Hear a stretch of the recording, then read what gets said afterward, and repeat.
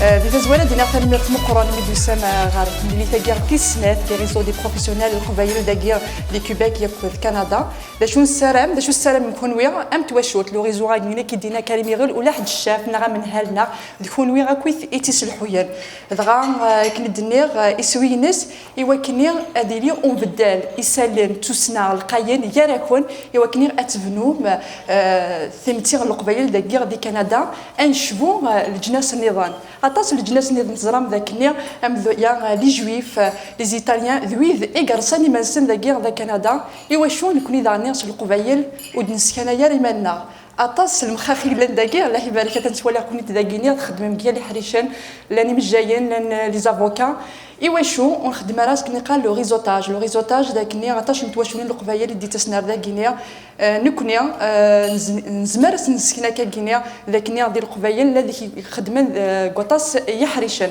غا ما ني غاوند ذا شو ايدي سوين تمليت وساكيني ذا سجهد وسخدم يا السيرفيس ديال يحرشن دي سمتينا زياده غافنشتا ايوا كني انفك افوذ المعاونه اما سويدريم ناس وول داغني اول يسعز المقرن ايوا كنا ديالين تاكاكيني ديالين القديش القبايل دغا سينا كنا داغني ان بدال يسالين كلي دنيغ التاويلات وسلحو ايوثان اك جهدن كومبانيين ذاكير دي كندا دغا ما ندي كومبانيين اكسودن غير ويكا ديك خدمن القبايل زمان نخدم داغني اكيني القبايل لو ريزوتاج وتيلارا كان كان داغني نزمر داغني غنسكن اينين زمان نكوني غنخدم شكون وين ويكا النظام زياده فانشتا عطاسي قارن داك ولاش اسيرم ولاش اسيرم يوكلني غاد نبين دا شو نكي كون ويداني زمرا ما ديني ذاكني اسيرم يلا يمير الساعه ثوسنا نقول لا غنوان ماشي دي دري منيكس الحوين ذيني لا نقول لا اكس الحوين وزري غانا ما تيدتيني دنيا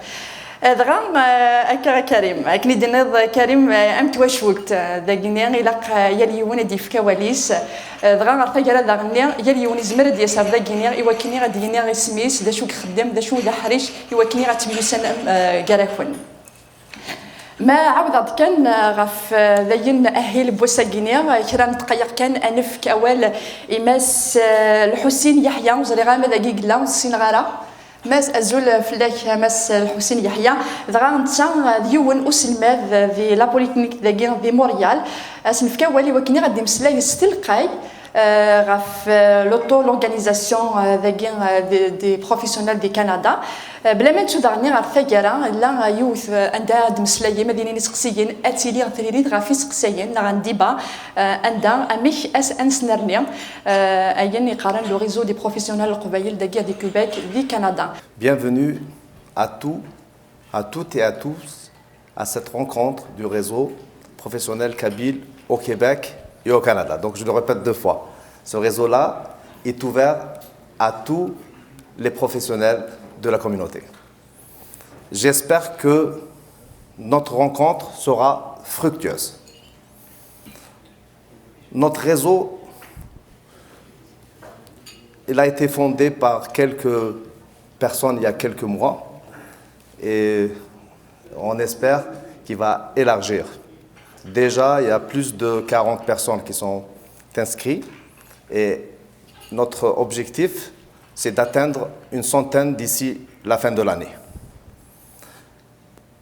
Nos objectifs, c'est de développer des liens d'affaires entre les membres dans divers domaines, les affaires, le commerce, les arts et la culture.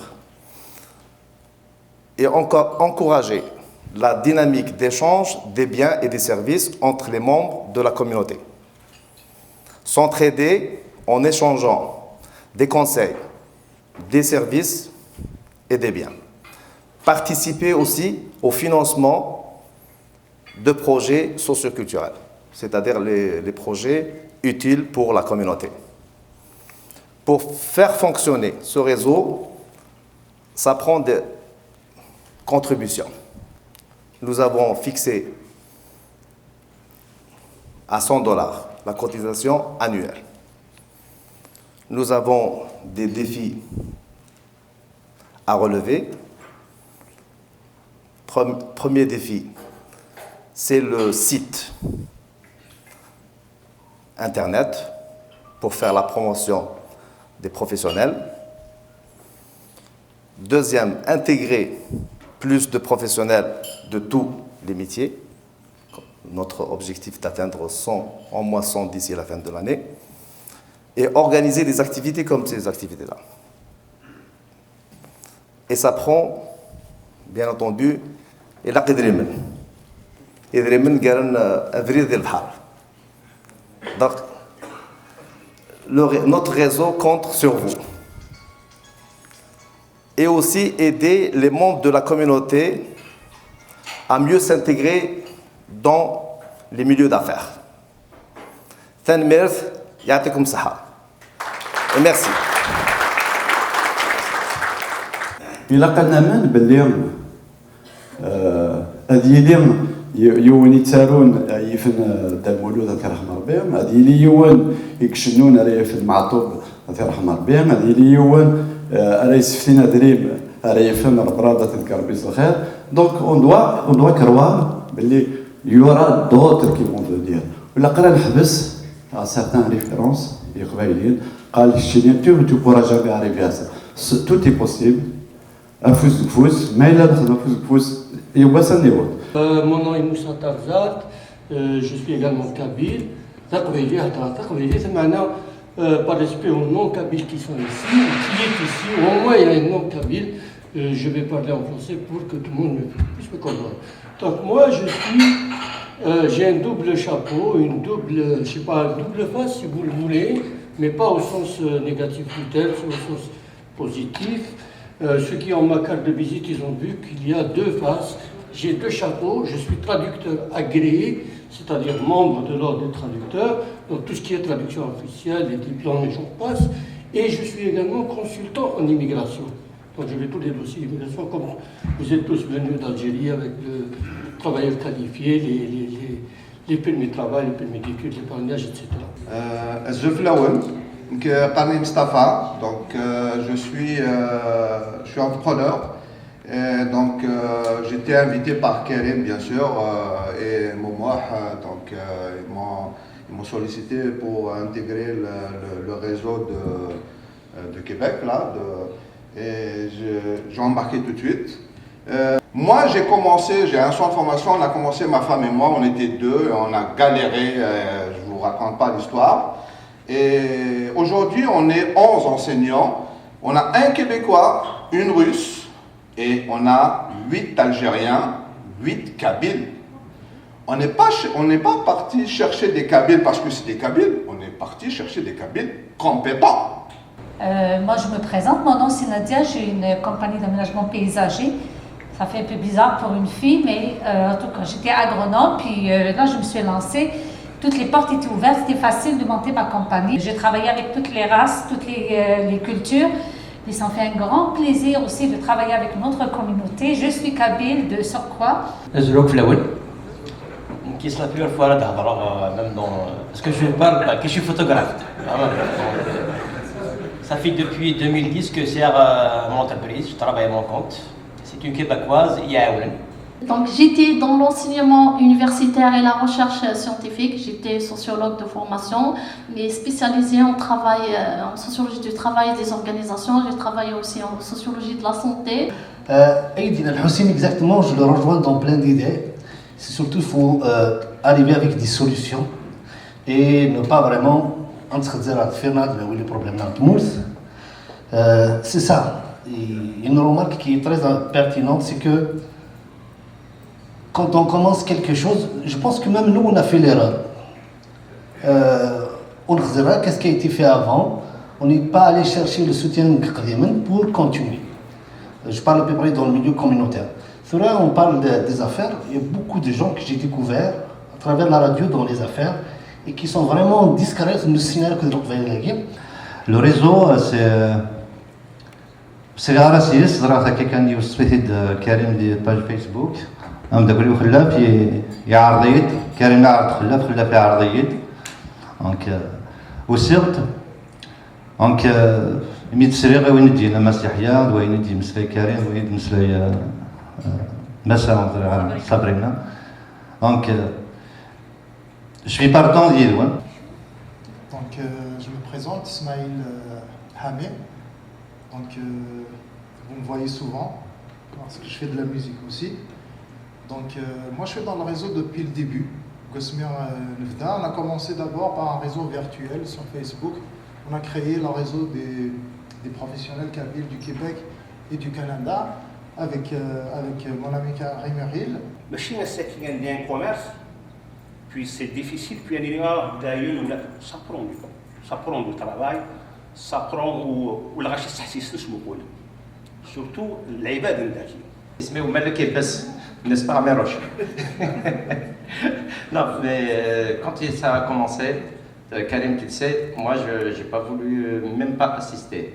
Parce que j'ai vu tellement d'embryons d'organisation qui flanchent au bout de 3-4 semaines.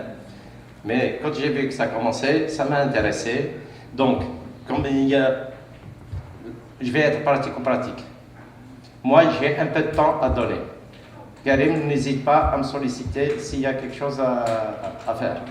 Alors, parce que je suis un professionnel du café, qui effectivement يخدم انت باش تجيب واحد القهوه باش تسمي قهوه من واحد لا باش خاطر سينو انت ماشي تسلك كتخدم ولا تعمر كيف كيستخدم الكليب effectivement كاين لي مير كافي كيخدموا لونط ديال ولا ماشين سناكين سوجو طالون اي تو effectivement donc qui يستخدم كي un professionnel du café.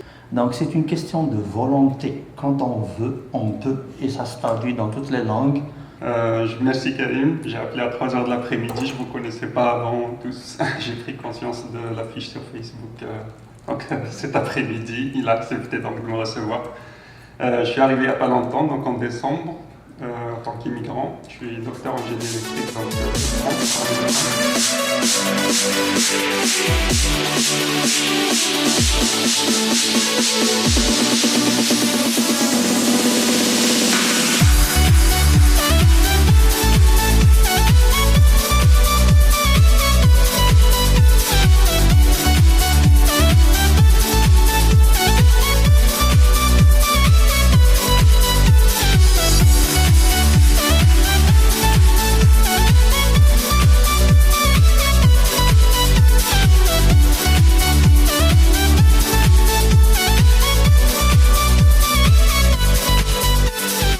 Mesdames et messieurs, chers amis, ça me fait plaisir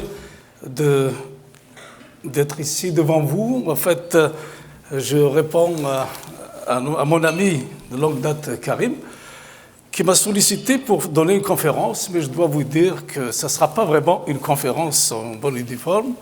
Je vais vous livrer certaines de mes réflexions, certaines de mes idées par rapport au thème qui vous concerne, les réseaux, et notamment en ce qui concerne l'auto-organisation de notre diaspora. Tout d'abord, le terme auto-organisation, pourquoi j'ai pris ça, on parle de l'organisation. Vous allez voir un peu plus tard, en fait, s'organiser, c'est un phénomène tout à fait naturel. Dans la nature, les choses s'auto-organisent. Mais ça, c'est pas, en fait, ça prend des conditions pour ça, pour l'émergence d'une auto-organisation. Je vais essayer d'expliquer un peu ce concept-là par rapport en fait, à notre diaspora. Qu'est-ce que ça prendrait? Parce que tout à l'heure, je pense que Sabrina a dit que pourquoi on ne ressemble pas aux autres communautés ici en Amérique du Nord qui sont toutes organisées pour la plupart, même celles qui sont arrivées récemment, peut-être des pays de l'Est, qui sont organisés aujourd'hui. Qu'est-ce qui nous manque, au fait, pour arriver à ce niveau d'organisation? Quelqu'un disait aussi que s'organiser en diaspora, en fait, c'est déjà un signe de maturité. Ça peut être vrai également. Donc, tout d'abord, un petit historique, peut-être ça va éclairer un peu les difficultés qu'ils ont les nôtres à s'auto-organiser ou à s'organiser. La diaspora en Amérique du Nord, elle commence à être, ça fait ancienne, hein, depuis plus de 30 ans, 40 ans, les premiers arrivants ici, c'était souvent des réfugiés de la guerre FFS en Algérie contre Ben Bella. C'était les tout premiers qui ont débarqué ici. Quand je suis arrivé dans les années 80, il y en était peut-être une trentaine, 40 à Montréal, pour vous donner une idée. Et donc, comme tous les réfugiés, vous allez me dire, la première préoccupation, c'est un peu la survie. Donc, on est loin des préoccupations culturelles ou d'organisation ou d'association. Par la suite, il y a eu plusieurs, je ne vais pas faire toute l'historique de ça, mais si ça vous intéresse, il y a une de mes anciennes amies, qui s'appelle Marion Camarasa.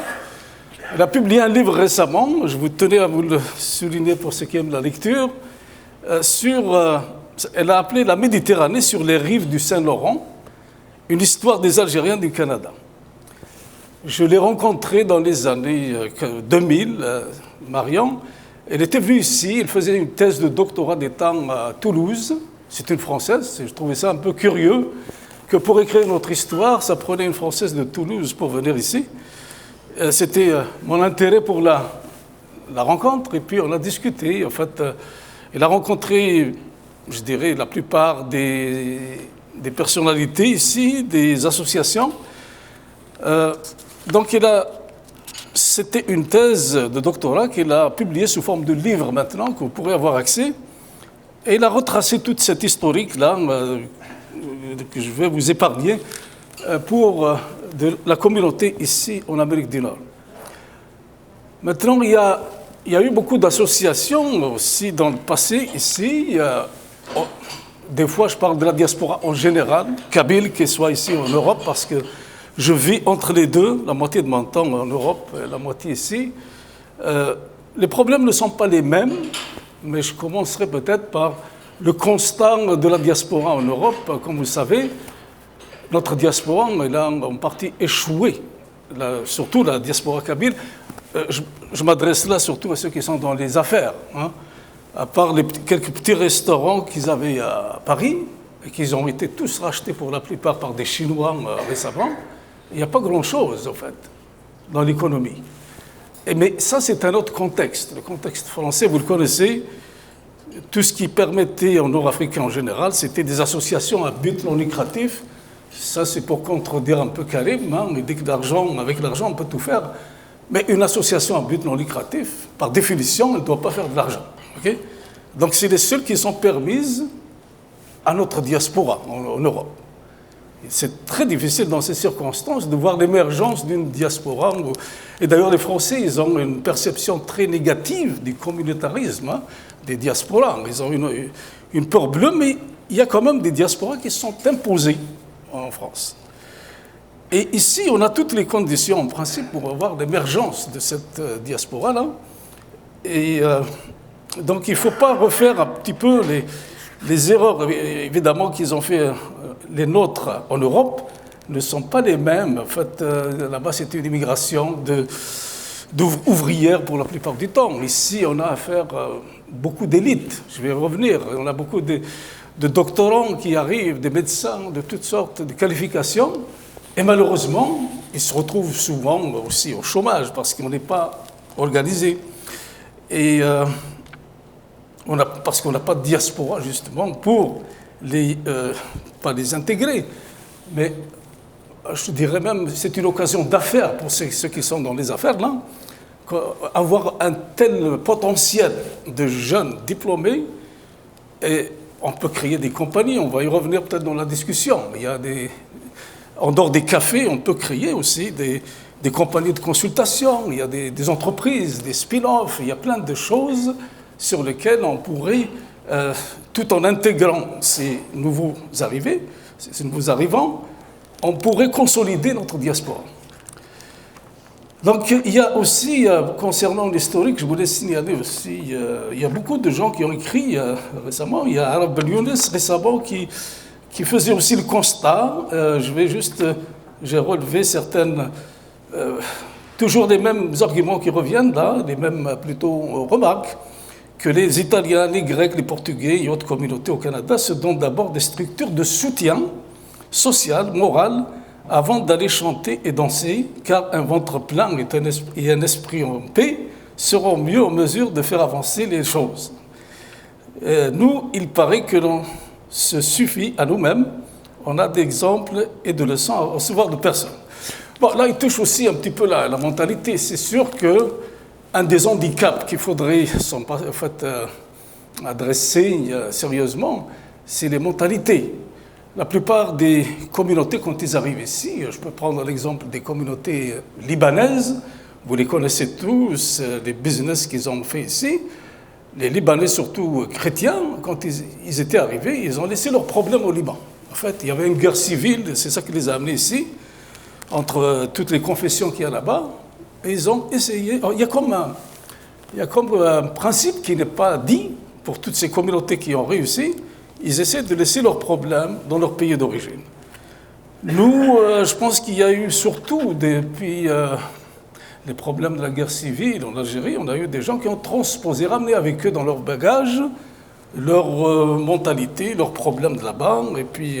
Et même les Kabyles, hein, on va y revenir, là, il y a plein d'associations disparates, il y a beaucoup d'individualités, etc. Mais ça reste un frein pour l'émergence de cet esprit de diaspora. Encore, je continue juste une phrase pour vous dire qu'il y a beaucoup de... Araf Ben Younes, c'est quelqu'un qui est ici depuis très très longtemps, donc il a réfléchi aussi, il continue un peu plus loin. On trouve malheureusement très peu d'entre nous qui apportent un soutien quelconque à ceux qui n'ont pas eu la chance la même chance qu'eux. Ici, il parle des gens qui ont réussi. Il dit qu'ils n'apportent pas beaucoup aux nouveaux arrivants, à la communauté en quelque sorte. Ça, c'est vrai, il y a un manque peut-être de solidarité, mais on peut s'interroger quand même sur le pourquoi. Les gens qui ont réussi ne s'impliquent pas davantage. Certains, peut-être anciens ici, se rappellent, on avait des associations qui... en fait, des clubs plutôt que des associations. Moi, je n'ai jamais été à l'aise avec le terme association, pour la même raison que je viens de vous mentionner, que c'est des associations à but non lucratif. Elles ont leur utilité, elles ont leur raison d'être, elles peuvent activer dans le social, etc. Mais il ne faut pas s'attendre à ce qu'une association à but non lucratif s'investisse comme ça, organise une diaspora. Donc il y avait le club, par exemple, vers l'ouest, pour ne citer que celui-là, où j'avais activé à un moment donné. C'est que le défi, c'est d'aller chercher justement, comme vous faites là, on a un bon départ, d'aller chercher des gens qui ont réussi.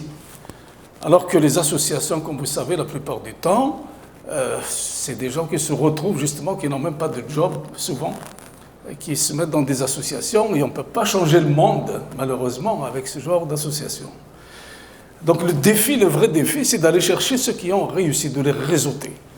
Et on a fait ça dans un premier temps avec West. On a été chercher il manquait, je dois vous dire, à cette époque-là, des gens d'affaires, justement. Mais on a réseauté au moins ceux qui étaient dans l'élite, les cadres intellectuels, tout ça. On avait réussi ce coup-là, mais il manque un autre joueur, c'est les gens d'affaires. تنمرت غان تمري تفاسا تسيني كفالك لدينا ماس كريم غيل وندينا تنمر تيمي دوسان نسلام الماكر زي تمليليين ايدي تدون عند هاد المساله عرفت مسال اغي سربحان دي سربحان دي ريزو كابيل داكيا دي كندا دي موريال سماتا تنمر